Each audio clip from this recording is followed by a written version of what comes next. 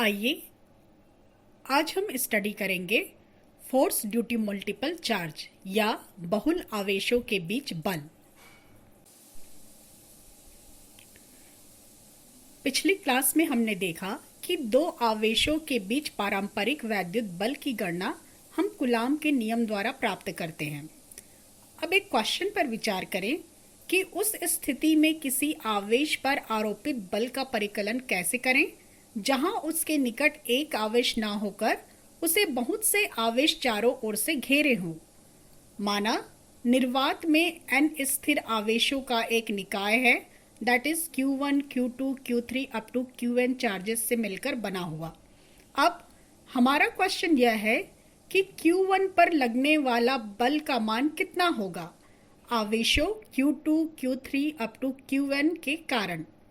तो इसका उत्तर देने के लिए केवल कूलाम का नियम पर्याप्त नहीं होता, इसके लिए हमें सहायता लेनी पड़ती है सदिशों के संयोजन के समांतर चतुर्भुज नियम का। और प्रयोगों द्वारा यह सत्यापित हो चुका है कि किसी आवेश पर कई अन्य आवेशों के कारण बल उस आवेश पर लगे उन सभी बलों के सदिश योग के बराबर होता है जो इन आवेशों द्वारा इस आवेश पर एक एक कर लगाया जाता है। किसी एक आवेश द्वारा लगाया गया विशिष्ट बल अन्य आवेशों की उपस्थिति के कारण प्रभावित नहीं होता और इसे हम अध्यारोपण के सिद्धांत के नाम से हम जानते हैं। तो आइए इस अवधारणा को समझने के लिए तीन आवेशों के निकाय पर हम विचार करते हैं। तो यहाँ हम डायग्राम से देख सकते हैं कि हमारे पास तीन आवेश Q1, Q2 और Q3 से मिलकर बना हुआ एक निकाय है। हमें यहाँ पर आवेश Q2 के कारण Q1 पर लगने वाले बल की गणना करनी है, साथ ही साथ Q3 के कारण Q1 पर लगने वाले बल की गणना करनी है और फिर हम यहाँ पर रिजल्टेंट फोर्स की वैल्यू ज्ञात करेंगे आवेश Q2 और Q3 के कारण Q1 पर लगने वाले बल की। तो इसके लिए हम सबसे पहले कूलाम के नियम का हम प्रयोग करें और कूलाम का नियम चूंकि दो बिंदु आवेशों के बीच लगने वाले बल की गणना करता है, तो यहाँ हम सबसे पहले आवेश Q2 के कारण Q1 पर लगने वाले बल की हम गणना करते हैं। कूलाम के नियम से हमें पता है कि इन आवेश Q2 के कारण Q1 पर लगने वाले बल की दिशा जो है वह प्रतिकर्षण बल होगी, क्योंकि हम यहाँ पर ये तीनों आवेश हमने सजाती लिया हुआ है और चूंकि प्रतिकर्षण बल होगा तो इसलिए इसकी दिशा जो है Q2 से दूर की ओर होगी और इसे हम यहाँ डायग्राम में हम दर्शा रहे हैं आवेश Q1 पर बल दैट इज F1 किसके कारण, तो आवेश Q2 के कारण, तो इसलिए हमने इसे F12 से शो किया है। डायरेक्शन जो है हम देख रहे हैं Q2 के विपरीत और साथ ही साथ डिस्प्लेसमेंट वेक्टर इस स्थिति में होगा आवेश Q1 पर, तो R1 कहां से, तो Q2 से, तो इसलिए हम इसे R12 से हम डिनोट करते हैं। तो इस स्थिति में F12 की वैल्यू हमें कूलाम के नियम से मिल जाएगा 1/4πε0 Q1 Q2 by R12 square in the direction of unit vector 1 2। अब आइए हम आवेश Q3 के कारण Q2 पर लगने वाले बल की गणना करें। तो ये भी जो है प्रतिकर्षण बल होगा। प्रतिकर्षण बल अर्थात इसकी दिशा जो है कहाँ होगी, Q3 से दूर। तो Q3 से दूर दैट इज हम यहाँ डिनोट कर रहे हैं Q1 पर बल दैट इज F1 किसके कारण, Q3 के कारण, तो F13 से, और इसका डायरेक्शन हम देख रहे हैं कि ये भी Q3 से दूर की ओर होगा। अब हमारा टास्क क्या है कि यहाँ से हम चलिए सबसे पहले कूलाम के नियम से इसकी वैल्यू निकाल लें कि F13 बराबर कितना होगा। तो इसकी वैल्यू होगी 1/4πε0 Q1 Q3 by R13 का स्क्वायर यूनिट वेक्टर R13। अब आइए हम इन दोनों के संयोजन से दैट इज F12 और F13 का रिजल्टेंट हम फोर्स ज्ञात करें और वही होगा Q1 पर लगने वाला बल, परिणामी बल आवेश Q2 और आवेश Q3 के कारण। तो डायग्राम से हम देख रहे हैं कि F12 और F13 ये जो है समांतर चतुर्भुज की दो आसन्न भुजाओं द्वारा हम इसे निरूपित कर रहे हैं। तो सदिशों के योग के समांतर चतुर्भुज के नियम से इनका जो परिणामी सदिश है उस विकर्ण द्वारा प्रदर्शित होगा जो उनके कटान बिंदु से होकर जाता है। अर्थात यहाँ पर हम डायग्राम में देखें तो हमें इनका रिजल्टेंट F1 मिलेगा। तो इस प्रकार आवेश Q1 पर Q2 और Q3 के कारण लगने वाले बल का मान हो जाएगा F1 equal to F12 plus F13। Coulomb के नियम से हमने सेपरेटली इनकी वैल्यूज पुट कर दी। तो इस प्रकार हमें यहाँ से मिल गया कि एक आवेश Q1 पर दो अन्य आवेशों Q2 और Q3 के कारण लगने वाला कुल बल। आइए अब हम 3 से अधिक आवेशों के निकाय के लिए उपरोक्त जो गणना हमने की उसका हम व्यापकीकरण करें, जनरलाइजेशन करें। तो इसके लिए हम मान लेते हैं कि माना n आवेशों से मिलकर बना हुआ एक सिस्टम है जिसमें कि n आवेश that is Q1, Q2, Q3 up to Qn उपस्थित हैं। कूलाम के नियमानुसार प्रत्येक आवेश एक दूसरे पर बल आरोपित करेगा। माना Q1 पर Q2 के कारण आरोपित बल F12 है, Q1 पर Q3 के कारण आरोपित बल F13 है, Q1 पर Qn के कारण आरोपित बल F1n है।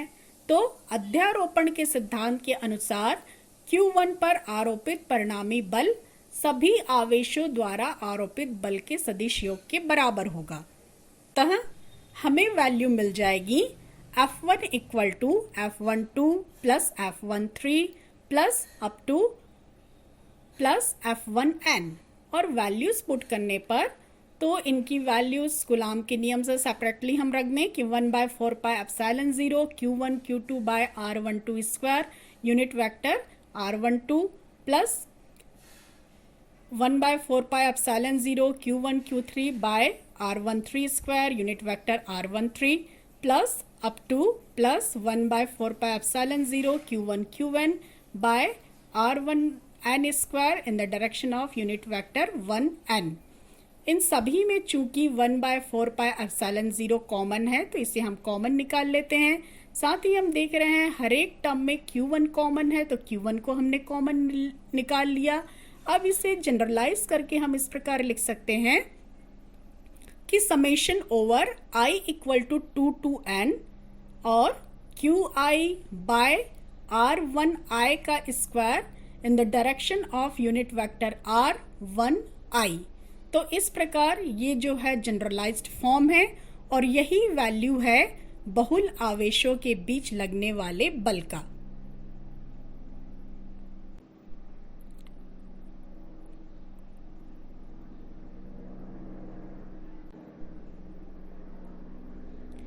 आइए अब हम इसे वीडियो के माध्यम से समझें। हम 3 बिंदु आवेशों से मिलकर बने हुए एक निकाय पर विचार करते हैं, दैट इज आवेश Q1, Q2 और Q3। इन तीनों बिंदु आवेशों के स्थिति सदिश। तो इसके लिए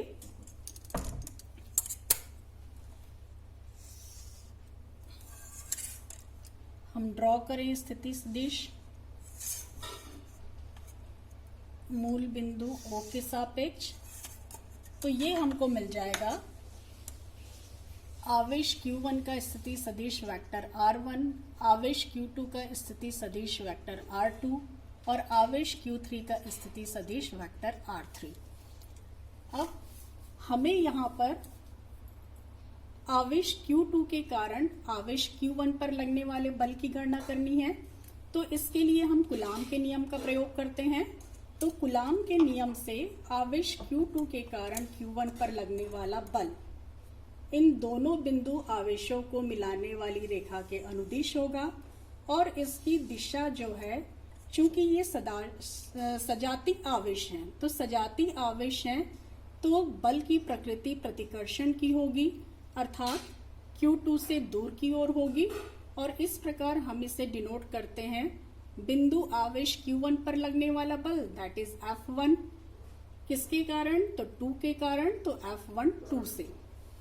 इसी प्रकार अब हम निकालें कि आखिर इस आवेश Q3 के कारण Q1 पर लगने वाला बल कितना है। तो इसकी भी गणना हम करेंगे कूलाम के नियम से। बल की दिशा इन दोनों बिंदु आवेशों को मिलाने वाली रेखा के अनुदिश होगी और दिशा जो है वो Q3 से दूर। किस पर बल?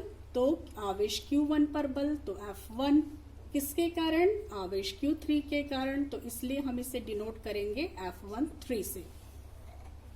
अब हमें इस बिंदु आवेश Q1 पर Q2 के कारण लगने वाला बल और Q3 के कारण लगने वाले बल की गणना करनी है। तो इसके लिए हम यहाँ पर अप्लाई करेंगे सदिशों के योग के समांतर चतुर्भुज के नियम का। और सदिशों के योग का समांतर चतुर्भुज का नियम कहता है कि यदि हम समांतर चतुर्भुज की दो आसन्न भुजाओं द्वारा दो सदिशों को व्यक्त करें तो उनका जो परिणामी है उस विकर्ण के बराबर होता है जो दोनों सदिशों के कटान बिंदु से होकर जाता है। तो इस प्रकार आवेश Q1 का परिणामी बल हम इसको डिनोट कर रहे हैं वेक्टर F1 से, और इस प्रकार हमने समांतर चतुर्भुज को कंप्लीट किया। तो इस प्रकार वेक्टर F1 या Q1 पर परिणामी बल ये हमें मिलेगा दोनों सदिशों के योग के, that is vector F12 plus F13। अब हम यहाँ पर कूलाम के नियम से वैल्यू पुट कर दें तो कूलाम के नियम से F12 की वैल्यू मिलेगी हमको 1/4πε0। आवेश Q2 के कारण Q1 पर लगने वाला बल that is Q1 Q2 bye दूरी का वर्ग। तो दूरी कितनी होगी? आवेश Q1 से Q2 की दूरी, तो Q1 पर Q2 से, तो इसे हम डिनोट करेंगे डिस्प्लेसमेंट वेक्टर R12। इसी प्रकार आवेश Q1 पर Q3 से डिस्प्लेसमेंट वेक्टर, इसे हम डिनोट करेंगे R13 से। तो यहाँ पर परिमाण का दूरी का वर्ग ये हो जाएगा R12 का square in the direction of unit vector 12 plus F13 की value 1/4πε0 Q1 Q3 by distance का वर्ग दैट इज R13 का वर्ग इन the direction of unit vector 13। इसे हम दे दें इक्वेशन नंबर 1 और ये हमारा इक्वेशन नंबर 2। तो इस प्रकार ये हमें रिजल्टेंट फोर्स मिलता है किसके कारण? जब तीन आवेशों से मिलकर बने हुए सिस्टम पर आवेश Q1 पर आवेश Q2 और Q3 के कारण लगने वाले बल का मान। इसी को हम आगे जनरलाइज कर देते हैं। अब हम मान लेते हैं कि माना हमें जो सिस्टम दिया गया है वो n आवेशों से मिलकर बना है that is Q1 Q2 Q3 up to Qn आवेश। तो इनके कारण मीन्स आवेश Q2 Q3 up to Qn आवेशों के कारण आवेश Q1 पर लगने वाले बल का मान। तो अध्यारोपण के सिद्धांत से ये हो जाएगा F12 plus F13 plus up to F1n के बराबर। अब हम वैल्यूज पुट कर देते हैं that is F1 equal to F12 की वैल्यू तो 1/4πε0 Q1 Q2 बाय R12 का square in the direction of unit vector 12 plus F13 तो 1/4πε0 Q1 Q3 बाय R13 का square unit vector R13 plus last term 1/4πε0 Q1 Qn by R1n का square unit vector R1n। Equation number 3 से हम denote करें तो आइए इसी को हम सिंप्लीफाइड करके लिखते हैं। तो ये हमें मिल जाएगा आवेश। आइए हम इसे जनरलाइज करके लिखते हैं। तो इसे हम लिख सकते हैं वेक्टर F1 इक्वल टू, चूंकि 1/4πε0 सभी में कॉमन है, इसे हम कॉमन निकाल लेते हैं 1/4πε0 इंटू Q1 कॉमन है हर एक स्टेप में, तो इसे भी हमने कॉमन ले लिया। नेक्स्ट ऑफ द टर्म हम लिख रहे हैं summation over I equal to 2 to n, और इसे हम लिख सकते हैं QI डिवाइडेड बाय R1I का square and unit vector R1I। तो इस प्रकार इसे हम दे दें इक्वेशन 4, और यही इक्वेशन बताता है बहुल आवेशों के बीच लगने वाले बल का मान। Thank you.